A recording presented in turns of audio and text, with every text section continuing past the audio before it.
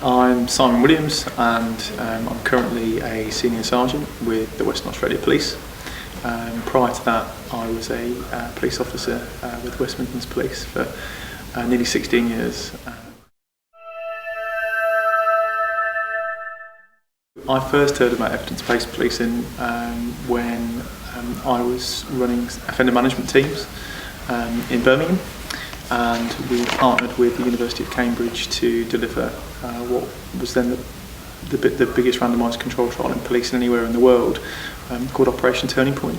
So Operation Turning Point was a test of deferred prosecution of low-level or first-time offenders away from the criminal justice system. And that was my introduction into this concept, this thing called evidence-based policing. Evidence-based policing is it's just common sense. It's what works, what doesn't, and what looks promising to keep your communities safer than they were yesterday.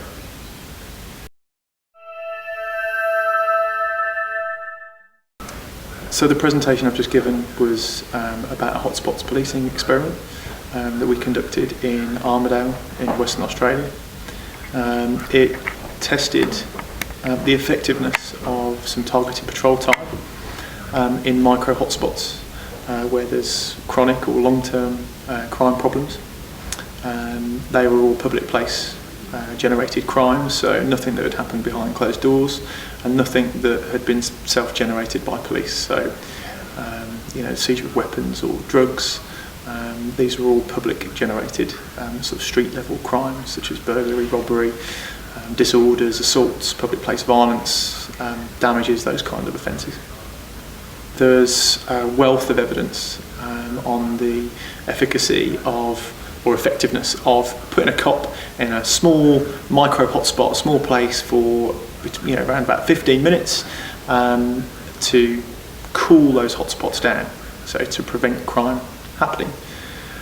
But most hotspots experiments involve cops having to go back to each of those hotspots day after day after day.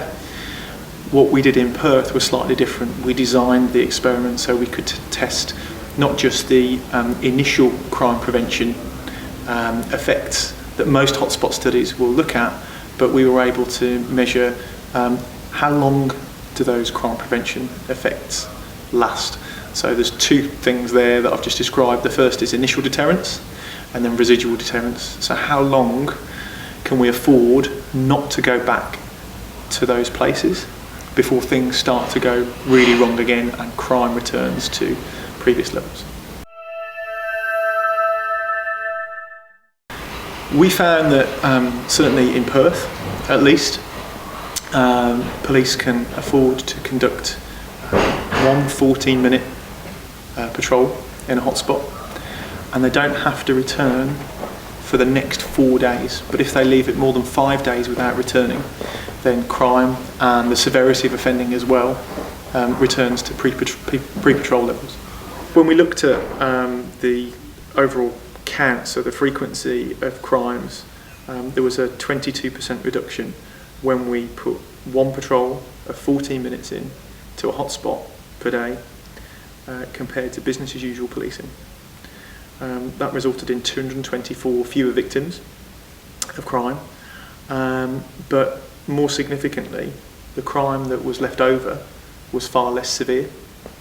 That severity was measured by a crime harm index, the WA crime harm index. That saw a 62% reduction.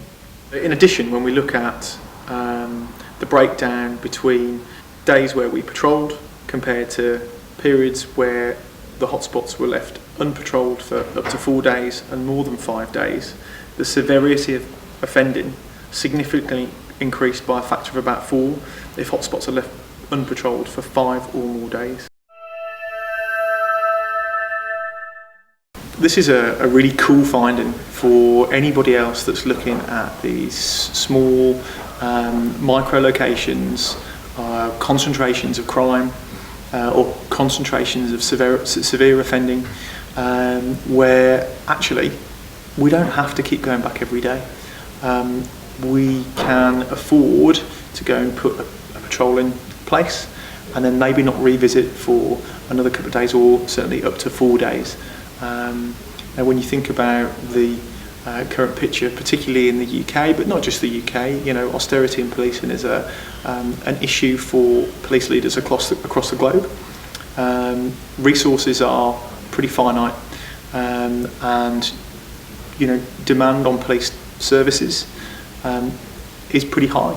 So we don't have to take up those resources, to take up that resource time by continually going back every single day. You can actually hit more hotspots less of the time and have a greater effect. I would say to any sergeant out there who doesn't think that their team has time, this experiment and other experiments that have tested how effective patrol, these short doses, these short stays, stints of patrol are, have all been delivered as business as usual, with no additional resources, no overtime, and they can be done. Certainly the experiment that I presented on today in Armidale in Perth was conducted at a time when local policing resources were really under pressure. There was certainly no budget for overtime. Demand was high because of the time of year that the experiment was conducted in, and we did it. We were able to do it as part of business as usual. It's not easy. You have to be resilient. You have to provide a feedback loop to officers. You have to hold people to account. You have to have difficult conversations. But this is about keeping the community safe. This is about cooling down really chronic long-term places that are home to lots of different crimes. And many of those crimes have got real victims, real people who really suffer as a result. And I always say that this should go back to why we're here. We're here to serve the community, not ourselves. And it's really, really important that where you've got evidence that something works, and it's really strong evidence, that's something that we should adopt into our business as usual, or at least test it in our own area. If you haven't got access to any of the clever software that can work out or predict where crimes might happen, then you can simply do what many other police forces and jurisdictions have done to look at crime in place, and that's simply by putting a grid across your policing area or district or wherever it is you're looking, and simply measuring the concentration of crime, so the number of crimes and then the severity of offending in those places, compared to all of the other grids in that area. You can definitely do this by yourself. I would always say, if you've got the opportunity to partner with an academic institution or an academic that's got a particular skill set in this area, then take that opportunity. But if you haven't, most of the evidence that's out there is freely available. A lot of it's open access. A lot of it's pretty easy to read these days. And it's something that you could quite easily set up and do yourself.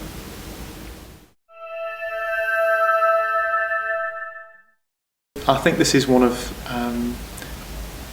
my biggest bugbears about evidence-based policing, is that a team of people, platoon police officers, academics, will partner with the local policing district or area, and they will deliver an experiment. They'll track where officers are going. They will track what officers are doing when they're there. They might even do community surveys to look at trust and confidence.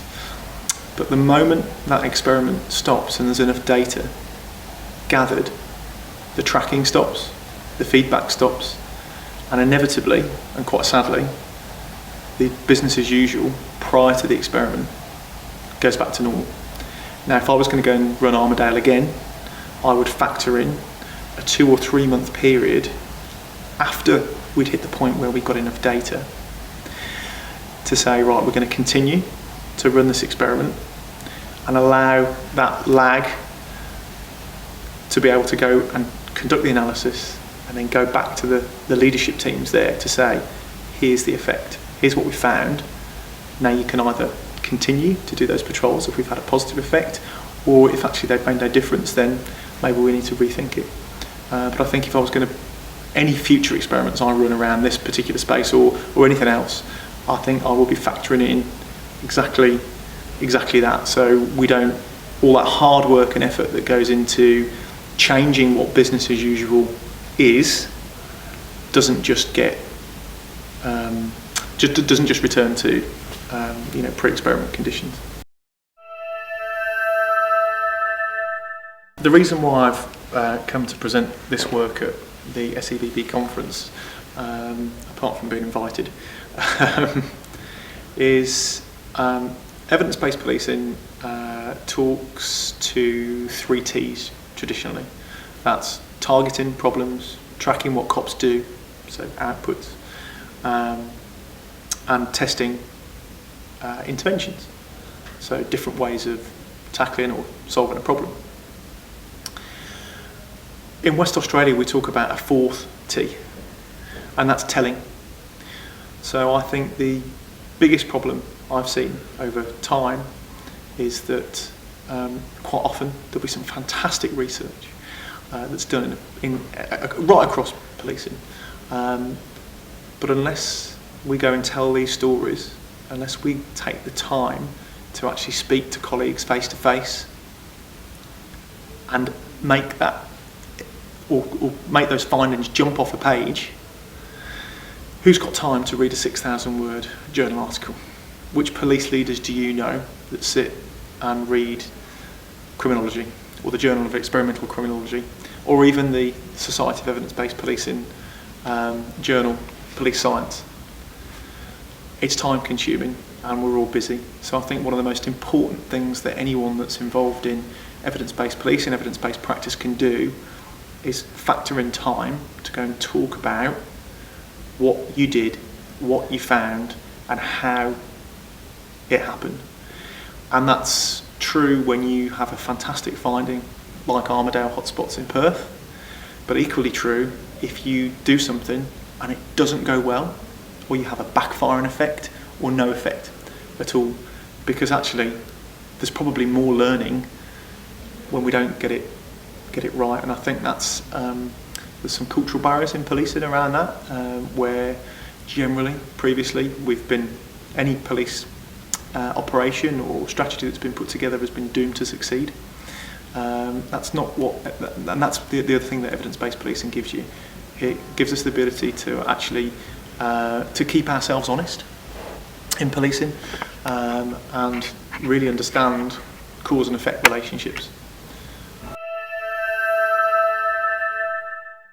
I think that in general the relationship and the communication between academics and policing has always been seen as quite poor, but I think in my experience, certainly over the last 9 or 10 years of being involved in this kind of this area of policing, it's got significantly better, and there's now a wealth of interest, and I think it's down to trust, to be honest with you. I think that over time and gradually, by police opening the doors and actually sharing data, and academics being able to come and take that data away and add value and answer questions that police leaders want answering, I think that there's now real value seen in partnering with academic institutions and really understanding in some depth what our data means.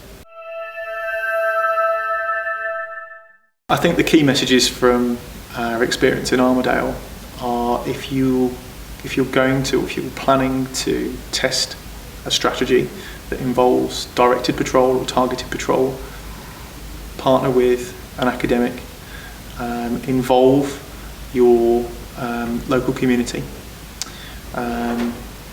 and be really clear on the expectations to the officers that are going to deliver and manage the delivery of this patrol.